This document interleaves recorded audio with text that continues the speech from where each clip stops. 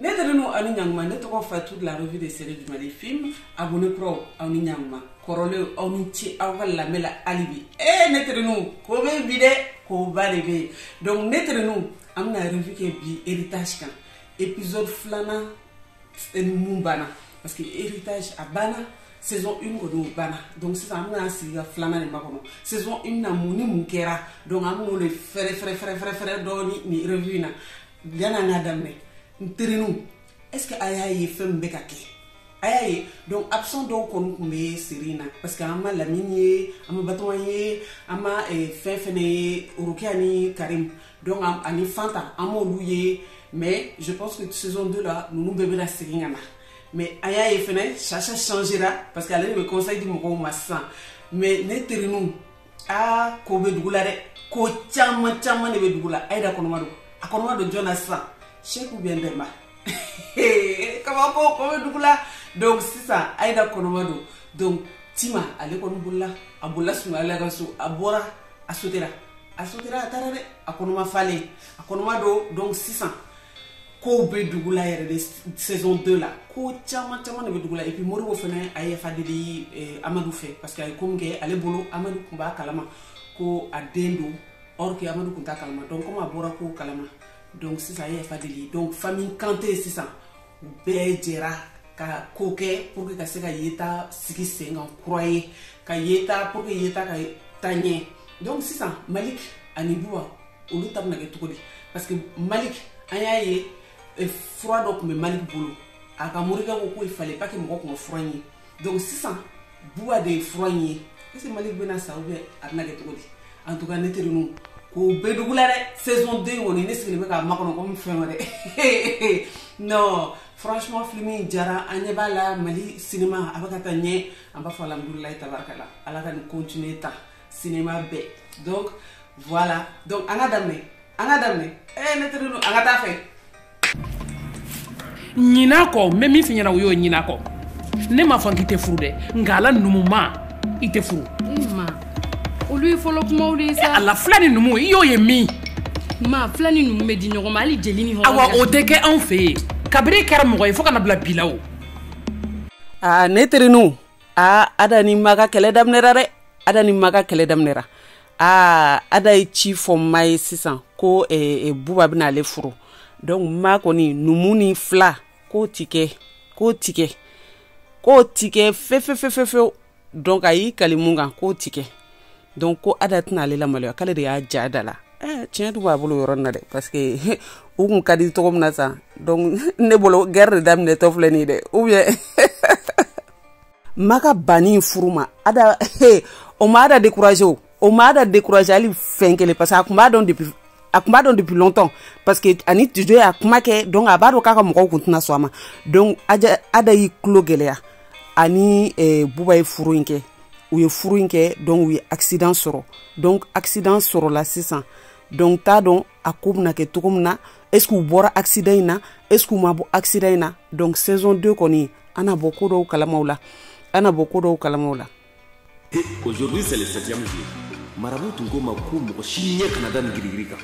nene kilente kiwulo vla ni mama nyedara ni nganga chewte ko kenyumana ile sakoko la jongani blangu kanyachi neterenu fona unyana ni mare parce que là bua ko kabna ana fabna fetelike uga victoire monte victoire parce que amno la je ko fait victoire monte victoire ou bono fete donc c'est ça aka fait mourige froid de dama au froid bina c'est ça donc mais phrase na ne ma famia ko sebe est-ce que froid donc na ya famia aya expliquer en commentaire là sabali donc c'est ça est-ce que froid avec a fode donc ni mo de nye dara froinga o tigi de be sawa ou bien nale de sababu yake mo nye dara froinga ale de be sa parce que comme boy accident sur ça donc est-ce que korode boy na tanya accident ina netre no fura nya mane mo nyoro la de Ismaila quería escribir ya abole mo fere angata elaji Ismaila barasa Ismaila tangera barade Ismaila tangera barade dongo do kokura dongo do kumakura dongo do ko changer donc a daminɛra déjà i tɛ taa baarayɔrɔ la après i tɛ nin fini nasuguyaw don o bɔlen o la i tɛ mesi k'i kunna bilen o bɔlen o la donc i kana n wele chéri bilen donc o bɔlen o la i ni n tɛ dumuni kɛ ɲɔgɔn fɛ ne de bɛ dumuni kɛ après i bɛ tila ka dumuni kɛ ne yɛrɛ kɔni n ko est ce que don dɔ la a bɛna jɔ et après ne de b'i ka coup de fil i tɛ taa mɔgɔ bara bilen et puis i ka coup de fil i b'a répondre ne sigilen de ɲɛna i bɛ kuma ne sigilen de ɲɛna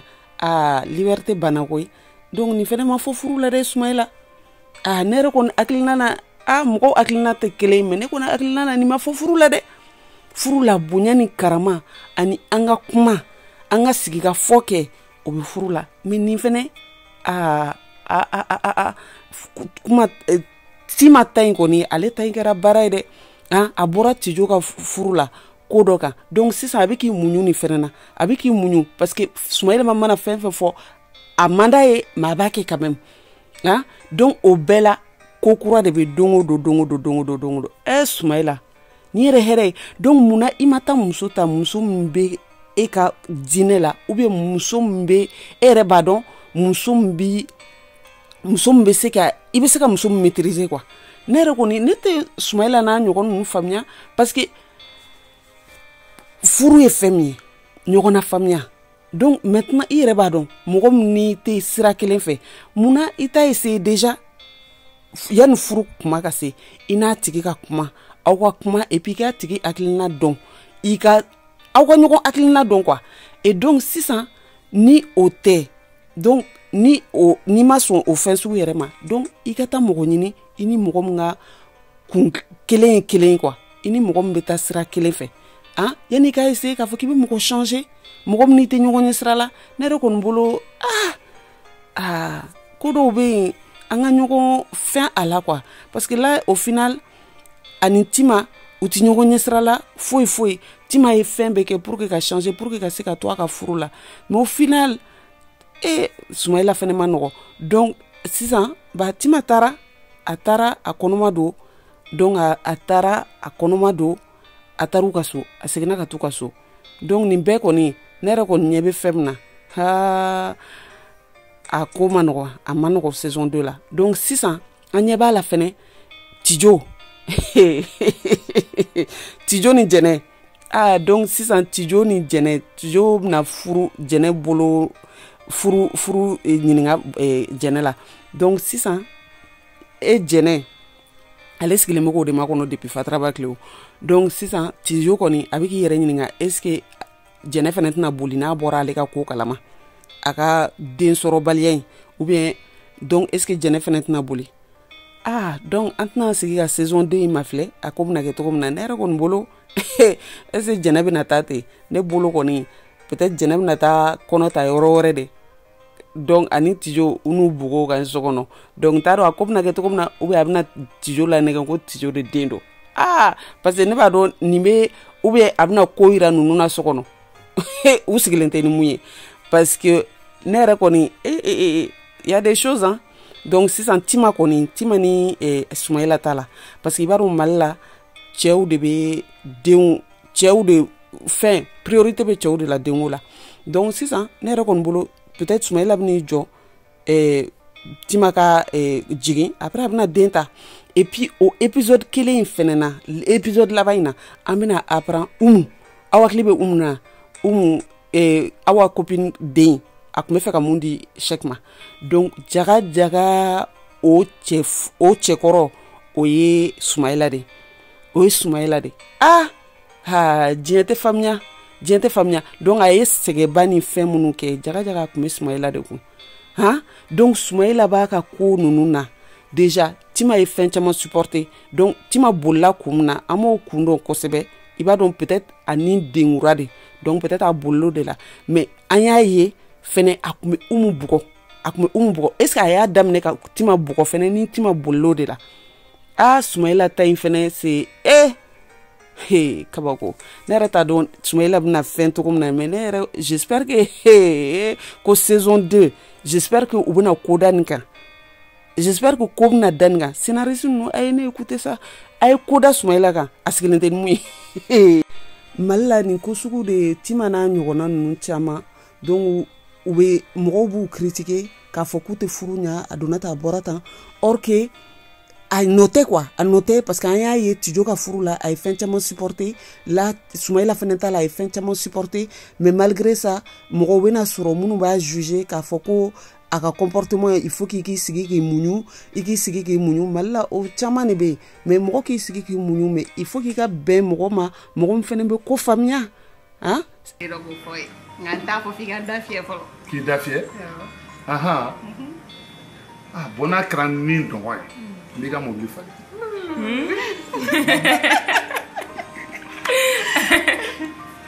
Bon e kun ye wara tile fila in na n fari man di na ti ka yɛrɛ sɔrɔ kosɛbɛ n y'a jateminɛ n taara dɔkitɛriso la dɔkitɛriw ko Safia bɛna dama sera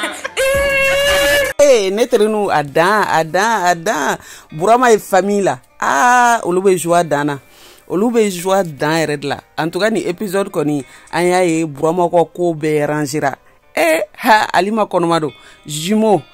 Alima kɔnɔma don filaniw yɛrɛ la ko filani cɛman fila mais kelen bɛ siège la position de siège la mais o tɛ ko gɛlɛn normalement donc saison 2 la an bɛna lajɛ si ça va quoi mais normalement a ko sugu siège caman de bɛ u bɛ na normal la après donc o tɛ problème ye donc sisan kɔni en tout cas la famille de Burama la a dan u bɛ joie dan den la donc sisan an y'a ye Burama kɔni ani Mus ka di sisan donc a sɔnna Mus ni Safia ka relation ma donc mais Burama changera dɛ a changera Burama fɔlɔla ni Burama sisan hali u tɛ ɲɔgɔn ye sira la kabako mɔgɔninfin bɛ changer de donc là je pense que peut-être a bɛna baara dɔ ɲini comme Mus a ye médecin dɔ sɔrɔ a ye médecin dɔ ɲininka ko opération pour que Mus ka se ka opération kɛ a ka se ka jɔ a sen kan donc sisan n'o kɛra saison 2 la ni Mus jɔra a sen kan a ka kɛnɛ ka jɔ a sen kan donc je pense que a tɛna baara ɲini a ye comme ale tɛgɛ ka jan donc je pense que a bɛna baara ɲini a ye n'a ye baara ɲini a ye ka baara sɔrɔ ani Sofia ka mariage kɔni an tɛna an sigi k'o tɔ lajɛ u bɛna kɛ cogo min na parce que là Mus o kun sirannen no bɔli la tellement donc sisan a y'a ka patron kɔrɔ drogue feerela muso in donc a y'o croiser restaurant na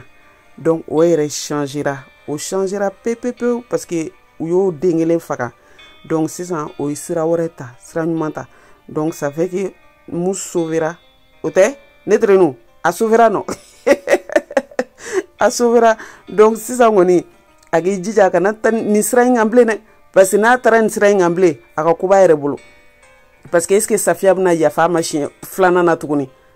donc a ka koba yɛrɛ bolo dɛ donc là yɛrɛ kɔni ça olu ka famille kɔni tout se finit bien. Era mon amour, tu peux pas me quitter.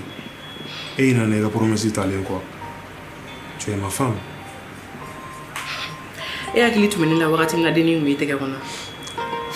Non Aïda, dis pas ça. Ce que tu as vu n'est pas réellement ce que tu crois, wallahi. O te jumɛn de don? Ne terenu an tɛ kuma Aïda ko in na dɔɔni Aïda changera dɛ est-ce que parce que Aïda fɔlɔlama na sisan mana hali u tɛ ɲɔgɔn ye sira la donc est-ce que denko in ne Aïda changer complètement et puis a dusu tiɲɛnen no chèque kɔrɔ quoi ne terenu peut-être a dusu tiɲɛnen no chèque kɔrɔ hali bi denko in na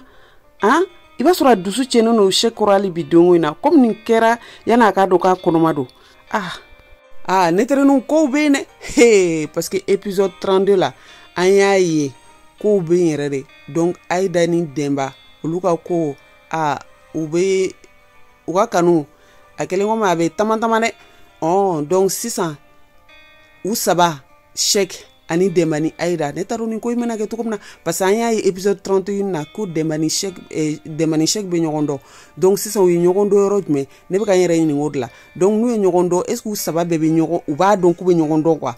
parce que ne bɛ ka n ɲininka o yɛrɛ de la mais ne bɛ ka n yɛrɛ ɲininka mais Demba ye Aïda ka dossier a b'a dɔn ko a bɛ cɛ tɔgɔ n'a jamu dɔn dossier kɔnɔ donc est-ce que a b'a dɔn ko chèque de Aïda cɛ ye ou bien n bɛ ka n yɛrɛ ɲininka quoi parce que ne kɔni fililen n'o yɔrɔnin na quoi mais maintenant sisan comme Aïda ni Demba u bɛ ɲɔgɔn fɛ donc chèque dun fana bɛ Aïda fɛ et je pense que Aïda bɛ chèque fɛ hali bi donc sisan nin ko in bɛna kɛ togo di de en plus sisan épisode 32 la à la fin an y'a ye ko Aïda kɔnɔma don a kɔnɔma don sisan jɔn de la kabako parce que au début ani chèque ka kɛlɛ daminɛ la donc u ye kɛlɛ kɛ a taara babara donc sisan après o kɔfɛ u jara dɔɔni yani a ka ani umu minɛ bureau kɔnɔ donc u jara dɔɔni o la parce que Aïda y'a ka traitement daminɛ après u jara dɔɔni o la donc sisan den ye jɔn de ta ye denba waa chèque ala ko bɛ dugu la dɛ kabako donc sisan chèque mun bɛ ka hésiter ka papier signer donc o bɛna divorce papier signer sisan donc est-ce que chèque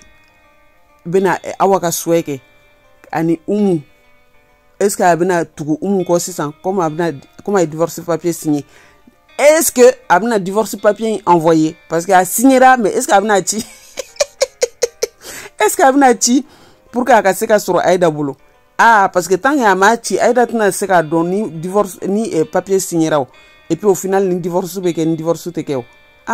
Modibo seginna kɔ parce que a y'a ba ye ka kuma hôpital la a y'a ba ye ka kuma Amadu fɛ ko Amadu ka yafa ma ko ale denko dogo Amadu la quoi donc au final a y'a ye ko fa kun t'a kalama parce que ale bolo fa kun ye a ban ale la de or que fa yɛrɛ kun t'a kalama k'a bɛ diɲɛ kɔnɔ donc sisan famille bɛɛ sisan a seginna kɔ pour que ka taa yafa deli Amadu n'a ka famille fɛ donc u yafara ma donc sisan u bɛna bolo di ɲɔgɔn ma ka baara kɛ ɲɔgɔn fɛ donc sisan ka baara kɛ ɲɔgɔn fɛ donc Amadu ye réunion dɔ bila sen kan k'o sigi sen kan ka kuma ɲɛfɔli daminɛ pour que yeta ka se ka k'a yira en fait bɛɛ la ko problème foyi tɛ yen ko parce que papier mun signera chèque fɛ k'a papier ko justice la k'a ti mago foyi de ɲa ko parce que ale y'a sɛbɛn u ka charte la ko mɔgɔ fɛn fɛn mana papier o signer pour que papier ɲɛnama dɔ signer mun bɛ entreprise sariya kɔrɔ la donc sisan o papier tant que ale ka signature ka t'a kan o papier tɛ mago foyi de ɲa donc a y'o de yira réunion na sisan donc a ye mun yira o réunion fɛnɛ na tuguni a tilala ka action na action 100 de bɛ société la donc a ye 50 di Bintu ma parce que Bintu en fait entreprise idée bɔra Bintu de la quoi donc depuis denmisɛnninama donc a ye 50 di parce que comme a bɔra Bintu de la donc ale bolo a droitlen bɛ à moitié la quoi donc a ye 50% di Bintu ma donc sisan k'a tɔ ninnu k'o di Awa ma ani Awa ni chèque ma donc je pense que a ma fin di Modibo ma parce que comme 50% bɛ Bintu bolo en sachant que Modibo ye Bintu den donc Modibo tɛna to kɔ quoi je pense k'a ye o ko de la mais en tout cas Amadu ni Buba ta in bɛna kɛ togo di de u bɛna kɛ togo di entreprise in kɔnɔ parce que en fait u ye hali kɛlɛ ma bɔ a la ala ma kɛ wɔyɔ ye hali kɛlɛ ma bɔ a la ka tila ka n'u sigi k'a fɔ donc sisan nin ko in bɛna kɛ togo di de saison 2 la en tout cas ne yɛrɛ kɔni bolo je pense que saison 2 kɔni a tɛna nɔgɔya u bɛɛ bolo parce que Aïda ni chèque ka divorce est ce que a tɛna entreprise attend parce que u fila bɛɛ bɛ baara kɛ entreprise kelen na donc chèque de bɛna kɛ ale ka chef ye n t'a dɔn ko bɛna kɛ togo min na ou bien peut-être ko bɛna tɛmɛ chèque ni Modibo cɛ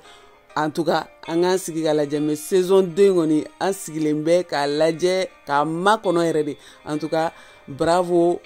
u bɛɛ ye baara kɛ ka ɲa bɛɛ ye baara kɛ ka taa producteurs la techniciens ni acteurs kɔni franchement aw bɛɛ bravo aw ni baara ala ka baara tɔ ala ka sinsin hali bi ala ka kow bɛɛ nɔgɔya ala ka tɔ ninnu kɔni ala ka saison caman kɛ ala an k'an sigi k'a lajɛ k'a commenter hali bi ɲɔgɔn bolo ni ne tun bɛ n bolo k'a fɔ ye héritage laban na saison 1 donc sisan saison 2 an sigilen bɛ ko makɔnɔ parce que ko mun bɛna kɛ ko bɛ sɔn ka bɔ yen dɛ ko bɛ sɔn ka bɔ yen parce que an sigira ni question de bɛ parce que an t'a dɔn an bɛna kɛ cogo min na yɛrɛ question ka ca kunkolo la Buba ni Ada ye accident kɛ ada konoma kundo donc yu dogo ka furu kɛ donc sisan u ye accident kɛ est ce que u bɛna bɔ accident in na ou bien u tɛna bɔ accident in na an y'a ye fɛnɛ Burama ka famille kɔni olu kɔni basi foyi tɛ yen hɛrɛ dɔrɔn a bɛɛ bɛ ka taa Burama yɛrɛ o changera complètement depuis Sofia sautera ka taa Musa Bara Burama changera hali Burama yɛrɛ tɛ dɔn bilen Burama mun tun bɛ début la ani Burama fin hali u tɛ ɲɔgɔn ɲɛ sira la en tout cas donc ne terenu an kɔni an bɛɛ sigilen bɛ ka saison 2 in ma kɔnɔ ni patience donc an t'an sigi k'a lajɛ n'a ko kɛra cogo min na ne terenu a k'an bɛn wagati wɛrɛ pour d'autres vues merci a k'an bɛn